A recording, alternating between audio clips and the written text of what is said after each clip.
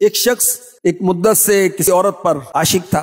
ایک بار اس نے اس عورت پر قابو پا لیا. اسے لوگوں کا مجمع نظر آیا تو اس نے اندازہ لگایا کہ لوگ چاند دیکھ رہے ہیں. اس شخص نے اس عورت سے پوچھا کہ لوگ کس مہینے کا چاند دیکھ رہے ہیں؟ اس عورت نے کہا کہ لوگ رجب کا چاند دیکھ رہے ہیں.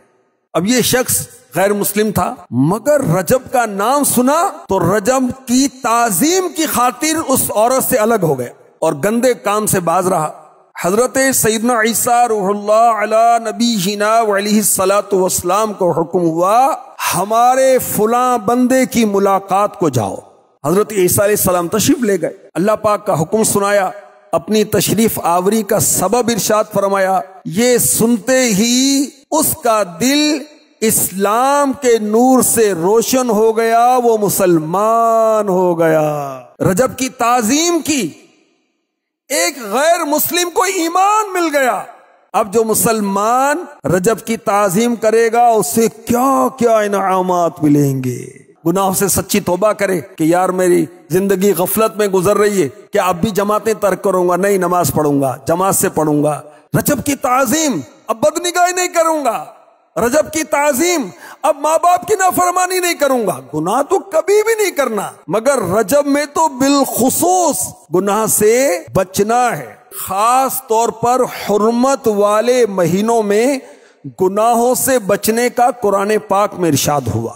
فَلَا تَظْلِمُوا فِيهِنَّ أَنفُسَكُمْ، تو ان مہینوں میں اپنی جان پر ظلم نہ کرو. کیا ظلم نہ کریں؟ گناہ نہ کریں خصوصیت سے. ویسے تو ہر لمحہ ہم مسلمان ہیں، ہمارا ہر کام اللہ تبارک و تعالی کے فرمان کے مطابق ہونا چاہیے. اس کے محبوب صلی اللہ علیہ وسلم کی اطاعت و فرما برداری میں ہی ہمارا ہر لمحہ گزرنا چاہیے، مگر خصوصیت کے ساتھ 4 مہینے. اللہ کرے کہ ہمیں سچی توبہ نصیب ہو جائے اور ہم کیا رجب، کیا شعبان، رمضان، بس ہمارا ہر سال، ہر مہینہ، ہر دن، ہر رات، ہر لمحہ اللہ پاک کی عبادت میں ہی گزرے. کاش عبادت میں، تلاوت میں، ریاست میں لگا دے دل. رجب کا واسطہ